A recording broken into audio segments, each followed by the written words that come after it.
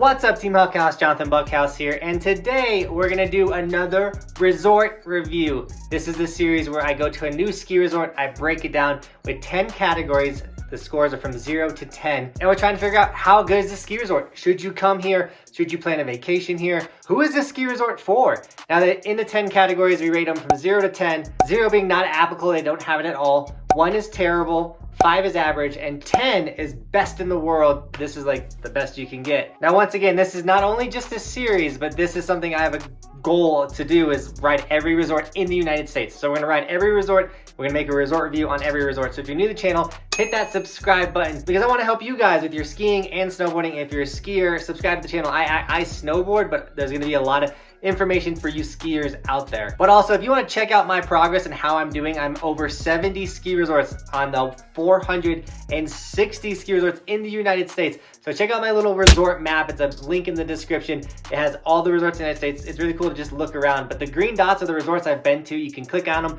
You can check out the videos there. Also, the resort reviews are there. But it's really cool because you can see your ski resort if I've ridden there and then check it out. But if I haven't ridden there, you know I'm coming your way and you can come rip with me. So check out the resort map. It's super sick. So today on the chopping block is Cranor Ski Hill near Gunnison, Colorado. It's just this tiny little one platter chair ski resort. It's incredible. It's a really cool place. So enough talking, let's jump into the resort review.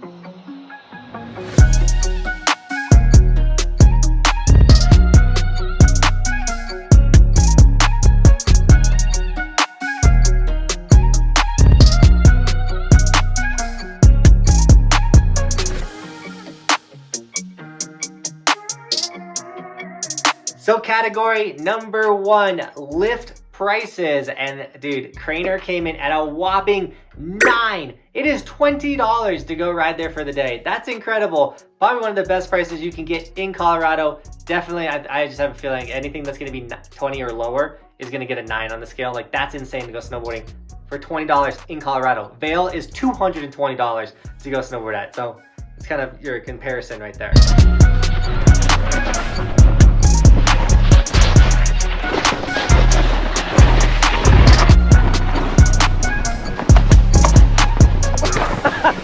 Now, ease of access, and they kind of get dinged on this one. They came in at a whopping 3. It's not that it's hard to get there, like drive-wise, the drive is super simple, but it's super landlocked. Like, you're not gonna be able to fly into Colorado and get there super easy. If you're in Colorado, you can definitely drive there pretty simple, pretty easy, but traveling to go ride there is just, it's not that easy. So they got a 3, but another big reason and a big note why they got a 3 is they're not open every single year. They rely on natural snow. So if that area is not getting a bunch of snow that season, they can't open up. Or if they do open up, might not be open all the time. So it makes it harder to get there. So that's why they got a 3 on the ease of access. Another thing that's gonna make it hard for you to just come on a vacation is our 3rd category, which is lodging. They have 0, nothing. Now, you are right next to Gunnison, you can stay there. Yeah, you're not gonna stay on the resort. No ski in, ski out. They don't have it, it's not applicable. Boom, 0.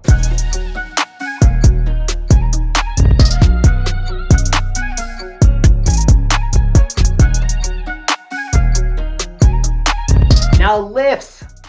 I did give them a 2 on the lifts. Even though they don't have a chair lift, they got a platter. The point is, it still gets you to the top of the mountain, which is 300 vertical feet. The run is not bad to go down, and we'll get into the runs. It had everything you needed. You could get where you wanted to from that lift, and I mean, 2 is still pretty terrible. So they got 2 on the lifts.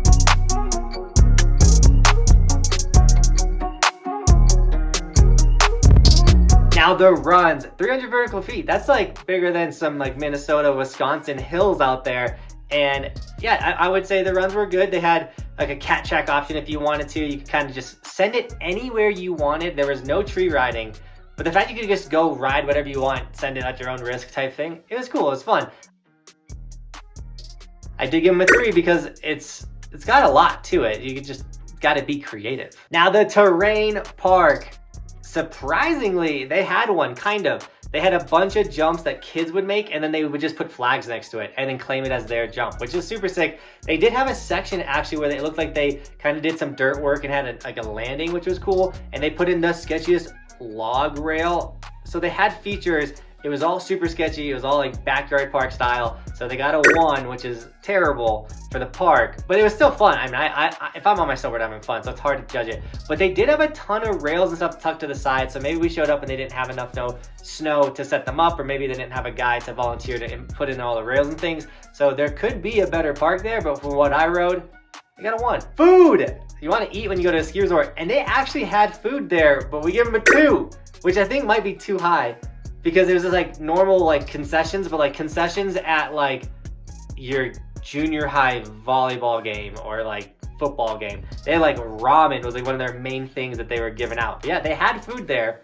but I don't know if 2 is too high. Comment down below. Was 2 too high if you're getting ramen? But it was warm. See, the thing is like, you at least get warm food there. I don't know. That one was tough to do. Yeah, or figure out. So I gave them a 2 on the food. Now employees, this section is normally people like, you should do like snow reports or like snow quality opposed to employees, but that's all based on weather and year and area. Like East Coast has a bunch of ice, Midwest has a bunch of snow. Like it varies up and down. So I don't think that snow conditions is valid, because like I went to the East Coast for a powder all this year.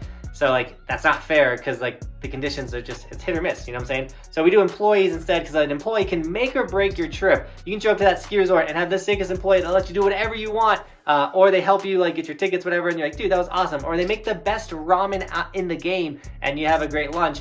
Or you can have a terrible employee that's gonna take your pass and it's gonna be a disaster like I had at Keystone. Check that video out if you're interested. So we reviewed the employees, and at this ski resort, they got an average of 5. Everyone was super chill, everyone was super normal. It was like, felt like a lot of volunteers, like a lot of people that like, they maybe got paid like 10 bucks an hour. They were just kind of there to like, to keep the ski resort open because it's cool, you know what I'm saying? It was like their second side hustle like type thing. It wasn't like their main gig. So those guys were awesome. Now views and scenery. One of the coolest things about this place is it did have a 360 view. Any resort that has a 360 view, that's super sick. And it was like, you go up the plateau, you get there, and it's like, boom, you're seeing everywhere. But it was a bunch of farmland. It wasn't the sickest, gnarliest Colorado mountains, but you could see Crested Butte, which was cool. But overall, it wasn't like a breathtaking view or anything like that. It came in below average at a 4, but they did have it, and it was a cool view, but it wasn't like an incredible view. And the last category, the would I go back? I think this is important, because if I'm not willing to go back there, why would I recommend it to you guys?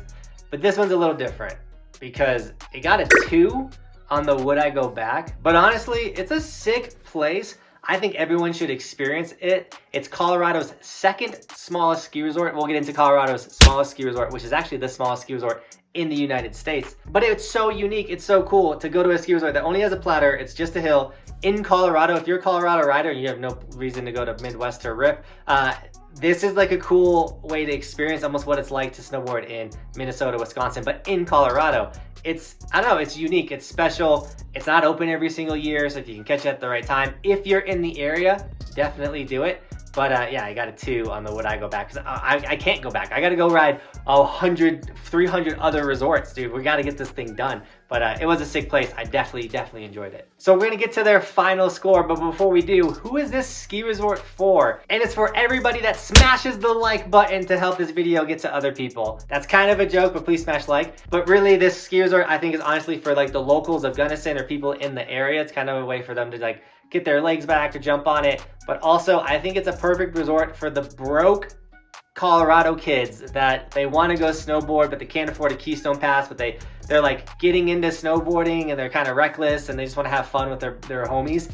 This is the ski resort for you. You can take your kiddo there too if you have like a really young kid. Like I would definitely take Roman there. We wouldn't ride the platter. I would just kind of walk him up and let him like ride down until he runs out of speed. But like that's kind of who I think it's for. It's not really for the park riders. It's not for the family trip. It's more meant for like, like a couple boys in college that are broke. I think that's the best explanation for that ski resort. All right, so their score. Cranor Ski Hill got a whopping 31, which is our lowest score of all time. But is it fair? I want to know it down in the description.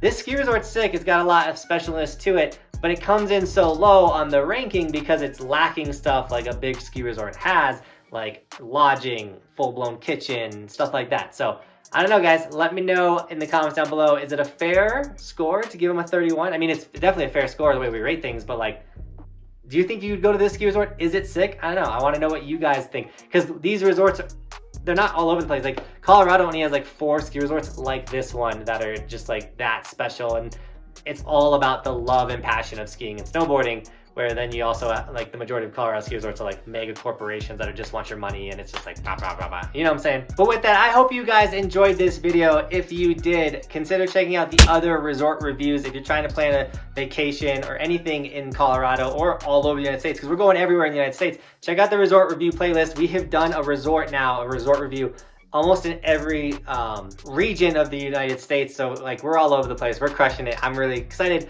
for these series. I'm gonna be trying to do 2 a week throughout the summer after my snowboard camp. And yeah, it's gonna be an incredible time. But traveling and snowboarding is very expensive. So if you want to support this dream, consider snagging some Evolution merch. We got the ski stickers for all the skiers out there, as well as ski t-shirts, hoodies, and hats and stuff. Same thing with the normal Evolution logo. So consider snagging some merch, guys, even in the off season, even if your gear is tucked away. It does help me plan for the next season's trips and where we're gonna go and all the stuff like that. So consider snagging merch, and if you do, tag me on my Instagram and I'll give you guys gear and sticker shout outs on my vlogs. And if you wanted to see the vlog of this video, you can check that video out right there. The vlog, the day overall was so much fun, so check it out. But follow the Instagram too for bonus extra content. You'll know which ski resorts I'm running at during the winter. It's the best way to get up-to-date information through the stories, because sometimes I'm like 5 vlogs ahead, but you want to know where I'm at and you want to come rip me at your ski resort. Well, follow the Instagram and you'll know that, yo, we're rolling up to Cranor Hill and you can come take some laps. With all that being said, Team Buckhouse, I think I covered it all. So once again, thank you so much for shredding with us today. And as always, thanks for watching.